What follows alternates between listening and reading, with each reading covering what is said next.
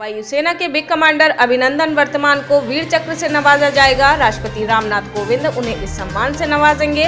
उन्हें यह सम्मान पाकिस्तान के F-16 विमान को गिराने को लेकर दिया जाएगा। साल 2019 की तारीख 27 फरवरी को पाकिस्तान की वायुसेना ने भारत में घुसने की कोशिश की, लेकिन भारतीय वायुसेना ने उसे खदेड़ दिया।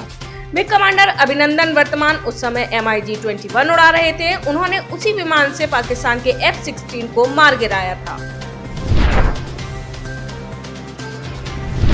प्रधानमंत्री नरेंद्र मोदी की ओर से तीनों कृषि कानूनों की वापसी के ऐलान के बावजूद लखनऊ में आज किसानों की महापंचायत आयोजित की गई। भारतीय किसान यूनियन के नेता राकेश टिकैत ने इस महापंचायत को संबोधित किया।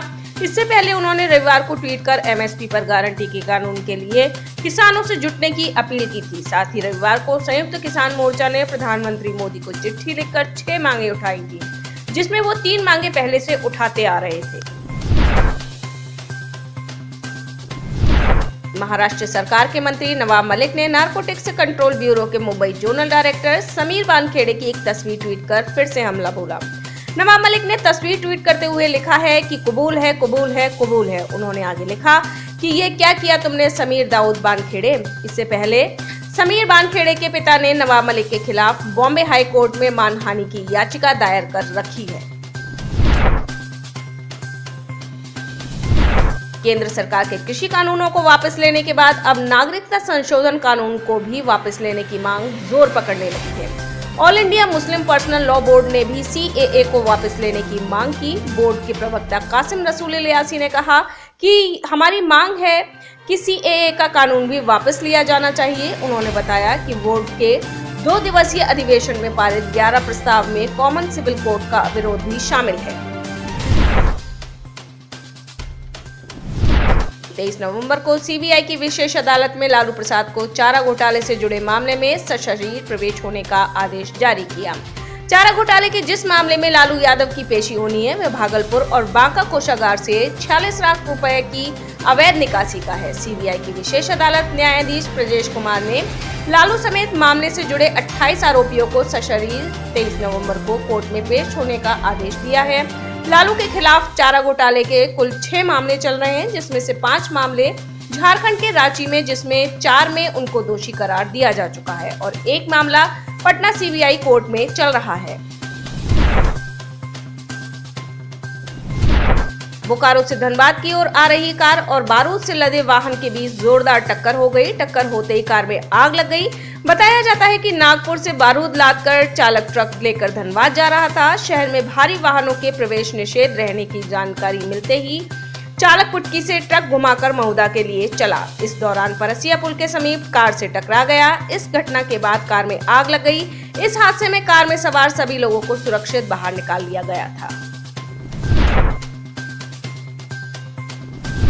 राजस्थान में पिछले 35 दिनों से हाट लगाकर सैकड़ों बेरोजगार प्रदर्शन कर रहे हैं, जिनके साथ सरकार ने लिखित में नौकरी देने का समझौता किया था, मगर समझौता करने के बाद भी नौकरी नहीं मिली है। दिवाली की रात भी खुली सड़क पर गुजारी ये सभी बेरोजगार कभी सड़क पर दंडवत कर रहे हैं तो कभी मंडी लगा रहे हैं। झारखंड में माओवादी नेता प्रशांत बोस और शीला की गिरफ्तारी के विरोध में माओवादियों ने 24 घंटे के बंद का आह्वान किया था। बंद के आह्वान के बीच माओवादियों ने चाईबासा में रेल पटरी पर लैंड माइंस लगाकर विस्फोट किया, जिससे हावड़ा मुंबई रेल रूट पर ट्रेन बाधित। घटना शुक्रवार शनिवार की रात करीब 2 बजे की है। पाकिस्तान के अशांत दक्षिण पश्चिम बलूचिस्तान प्रांत के तटीय शहर ग्वादर में पोर्ट रोड पर वाई चौक पर राजनीतिक दलों के कार्यकर्ताओं, नागरिक अधिकार कार्यकर्ताओं, मछुआरों और संबंधित नागरिकों द्वारा विरोध प्रदर्शन 1 सप्ताह से चल रहा है। जंग अखबार ने रविवार को बताया कि प्रदर्शनकारी अनावश्यक सुरक्षा जांच चौकियों को हटाने, पीने के पानी और बिजली की उपलब्धता, मकरान तट से मछली पकड़ने वाली बड़ी नौकाओं को हटाने और ईरान से लगी सीमा को पंजगुर से ग्वादर तक खोलने की मांग कर रहे हैं। अफगानिस्तान में तालिबान सरकार ने महिलाओं के लिए नए प्रतिबंधों की घोषणा की। तालिबान सरकार ने घोषणा की है कि अब अफगानिस्तान में महिलाएं टेलीविजन नाटकों में काम नहीं करेंगी। साथ ही महिला पत्रकारों और प्रेजेंटर्स को भी स्क्रीन पर मौजूदगी के दौरान हेड स्कार्फ पहनकर रखने के दिशा निर्देश दिए गए हैं।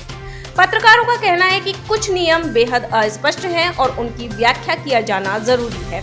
इससे पहले 1990 के दशक में अपने पिछले शासन के दौरान भी तालिबान ने महिलाओं के स्कूल, कॉलेज, ऑफिस जाने पर प्रतिबंध लगा दिया था। हाल ही में आई रिपोर्ट्स के मुताबिक अमेरिका ने रूस की सेना की गतिविधि को असामान्य बताया है, जिसको लेकर रूस के राष्ट्रपति के प्रवक्ता दिमित्री पेस्कोव का कहना है कि पश्चिमी देश उन्माद फैलाने की कोशिश कर रहे हैं और रूस के खिलाफ उकसावे की संभावना से इनकार नहीं कर सकते हैं। साथ ही इस बीच यूक्रेन ने कहा कि उसे डर है कि रूस हमला कर सकता है। उधर रूस ने इस आशंका को निराधार बताया।